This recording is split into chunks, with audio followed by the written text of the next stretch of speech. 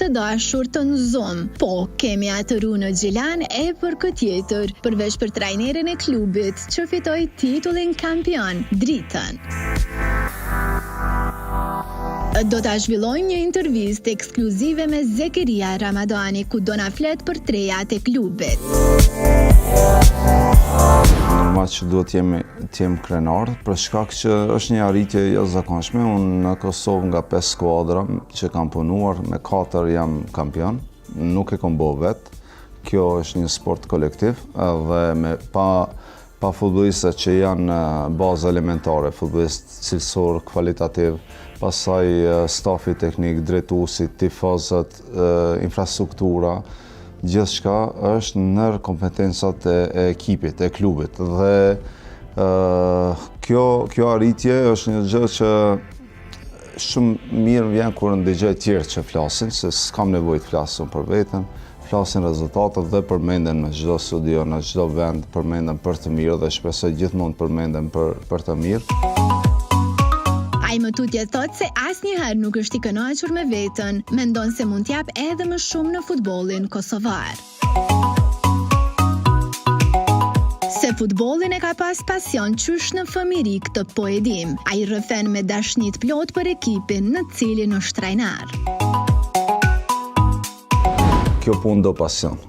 Domethënë që nga mosha që mund të maj mend unë për vetveten, futbolli ka qenë sporti i parë që unë kam dashur dhe shumë punë arritëm të luaj si futbollist në disa nivele, pastaj puna e trajnerit është një gjë shumë personale se çdo mund ta quaj art, mund ta quaj shkencë, edhe zell, dhe kur e punon me pasion është shumë ndryshe, motivi është thjesht çdo ditë zgjohesh ose flen gjumë me futboll, duke bërë analiza, duke pa ndeshje, duke e transformuar edhe në familje këtë smundje, thojsa për e quaj një këtë sport, që patjetër që gjithë më kuptojnë, shumë familjar, ndoshta s'kam pas lidhje me futboll ose s'kam pas dëshirë të shohin, po unë kam bra dhe kur luhet ndeshja Drita në gjithë familjen time, vetëm Drita shifet. Po nëse përmendim përgatitjen dhe procesin për një titull kampion.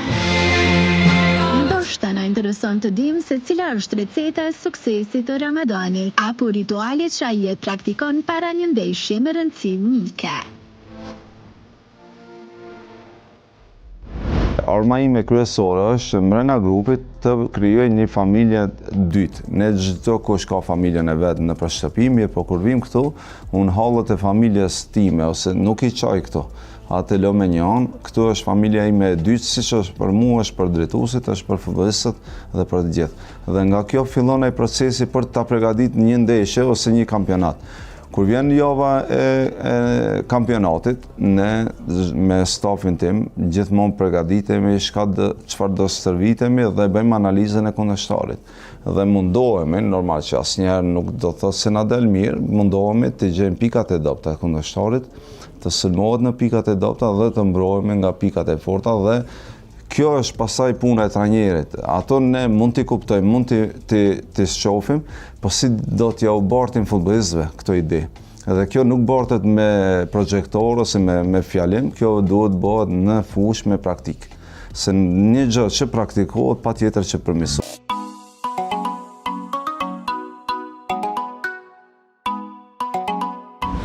Ato që janë këtu dhe ju s'ka dhënë kontrata, normal, ne kemi dhënë listën, e din drejtues dhe janë bisedime me futbollistë që duam t'i ndalim.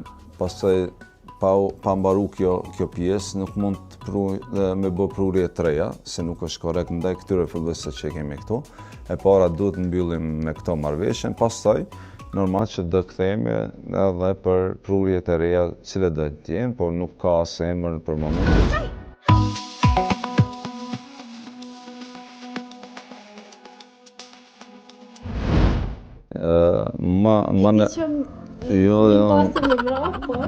Nuk i ndajmë gjithë, po ato që duhet me ndajmë dhe i ndajmë. Më nervoz unë nuk është askush. Kështu që s'mund ma kalojnë aty asnjëri. Dhe sa i përket vonesave, disiplina është e jashtëzakonshme, se unë mendoj që disiplina është themelli i një suksesi dhe disiplina fillon nga unë dhe stafi. Nëse unë vonohem, futbollistat e kanë me drejt vonohen, askush s'mund t'i akuzon. Po derisa unë vi 1 orë gjysmë para shërbëtijes, ato e kanë për detyrë 1 orë para shërbëtijes me qenë këtu. Kemi disa probleme të ëmbla, shembull e kemi Almira Ajzerën, i cili gjithmonë del i fundit në zemje, gjithmonë del i fundit në shërbëtije, domethënë po prapë është në orar, nuk është që është jashtë orarit, është në orar, mirë po pret gjithë ekipet jetë në fushë, pastaj na vjen edhe dim që kur del Almira Ajzera në fushë, s'ka mbet asnjë në zhveshtore. Kurse unë e kam thënë edhe me një emision tjetër, para një kohë të shkurtër, kapiteni unë Rëmbroja, dhe kam thënë, më shoh zot dëmtohet Rëmbroja se nuk di si mund të zëvendësohet dhe për fat keq na u dëmtu dhe kishim shumë problem në organizimin e ndeshjeve, në organizimin e aksioneve dhe doli që është analizë plot dhe saktë imja. Nuk kemi problematik në skuadrë, se tash ai që është problematik, ai do të ishte përballur që në fillim me mua, se ma problematik se unë nuk është askush. Ma nervoz se unë nuk është, po ma i disiplinum se unë nuk është askush.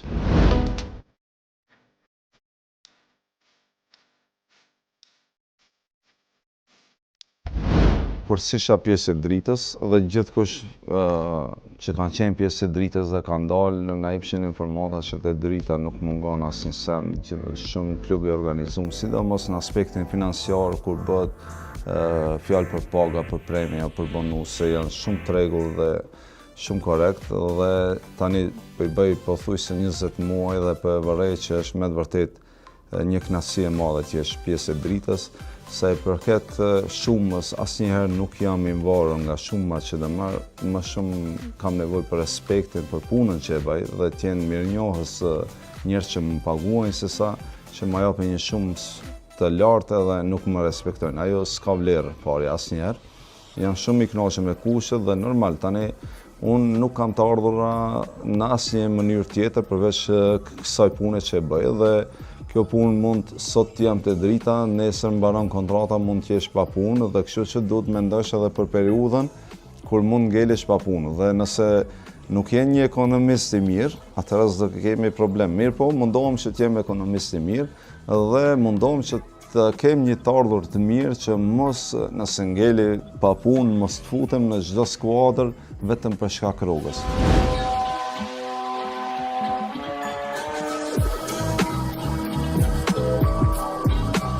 Nuk caktoj vend, kisha pas dëshirë, kjo është dëshira ime, kisha pas dëshirë që të bëjmë unë, trajneri i parë, që paguhet dëm shpërblim tek drita për me marrë një skuadër tjetër. Dhe ishte kjo një gjë shumë e mirë që drita të përfitonte nga transferimi im në ndonjë skuadër tjetër. Qoftë në lindjen e mesme ose ku do të jetë, po kisha pas dëshirë që drita të arrijë në skuadër e parë që shet trajneri.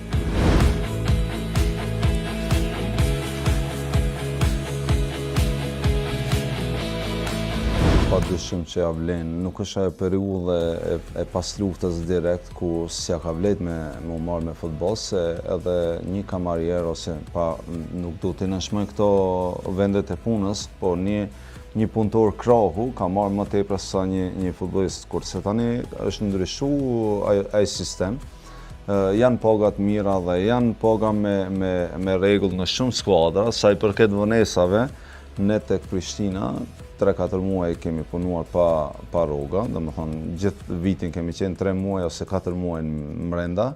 Stafi teknik ka qenë minimum 6 muaj, domethënë 6 muaj pa rroga, por nëse ke pasion, nëse ke dëshirë, nëse ke vullnet për të punu, ne ato rroga pastaj morëm dhe u shpallëm kampion dhe arritëm të marrim rrogat. Nuk do të thotë se nëse me një skuadër vonohen rrogat edhe ti nuk duhet të punosh, se nuk është puna, unë sot kam firmos kontratën me dritën, sot para 2 muajve kemi vazhdu kontratën për 2 vjetë. Në atë ditë që kom vazhdu kontratën, unë kom fillu punën për kontratën pas kësaj kontratë. Nuk mund t'jem ndaloj se tani kam 2 vjetë kontratë dhe jem rregull, mund të bëj çfarë du. Jo, nga ajo ditë unë kom fillu punën që pas 2 vjetëve të kem një kontratë edhe më të mirë se që kem dhe me tani. Për atë një mesazh për të gjithë të rinjt, të mirën me sport, të japin maksimumin, asnjëherë nuk shikohen paga ose parat në fillim. Duhet shohin në një klub të organizuar, ndoshta edhe pa fare, vetëm të luajnë, të afirmohen, para në futboll ka shumë para. Edhe paraja do vjen. Unë s'kam fillu si trajner me pagën që kam tani. Unë kam fillu me një pagë 250 euro. Da mjaftueshëm për të bërë një jetë mirë.